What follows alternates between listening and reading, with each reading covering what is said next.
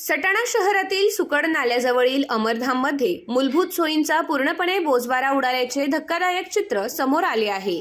अमरधाममधील विद्युत यंत्रणा अनेक दिवसांपासून बंद पडलेली असतानाही पालिका प्रशासनाने याकडे अक्षरशः कानाडोळा केल्याने मंगळवारी रात्री एका अंत्यसंस्कारावेळी नातेवाईकांना वैकुंठ रथाच्या दिव्यांच्या अल्पप्रकाशात अंत्यसंस्कार उरकण्याची नामुष्की ओढवली।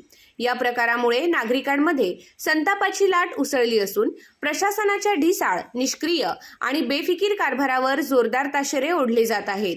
स्थानिकांच्या म्हणण्यानुसार अमरधाममधील विद्युत व्यवस्था गेल्या अनेक दिवसांपासून ठप्प आहे। याबाबत वारंवार तक्रारी करूनही प्रशासनाकडून कोणतीही दखल घेतली जात नसल्याने नागरिक त्रस्त झाले आहेत। एकेकाळी तक्रारींचे तातडीने निवारण करणारे प्रशासन आता मात्र तक्रारींना सरळ केराची टोपली दाखवत असल्याचे स्पष्ट दिसून येत आहे। मंगळवारी रात्रीचा प्रकार हा प्रशासनाच्या निष्क्रियतेचा कळस ठरला। अंत्यसंस्कारासाठी आलेल्या कुटुंबियांना अंधारातच विधी पार पाडावे लागले। अमरधामसारख्या संवेदनशील ठिकाणीही मूलभूत सुविधा उपलब्ध नसणे ही अत्यंत लाजिरवाणी बाब असल्याची तीव्र प्रतिक्रिया नागरिकांकडून व्यक्त होत आहे। दरम्यान पालिकेतील काही विभाग प्रमुखांचा कारभारही संशयास्पद असल्याची चर्चा रंगू लागली आहे। अनेक अधिकारी फक्त कार्यालयीन वेळेत हजेरी लावून कागदी घोडे नाचवण्यातच धन्यता मानत असल्याचे चित्र आहे। शहरातील समस्या, स्थानिक गरजा आणि नागरिकांच्या अडचणींबाबत त्यांना कोणतीही जाण नसल्याचे उघडपणे दिसून येत आहे।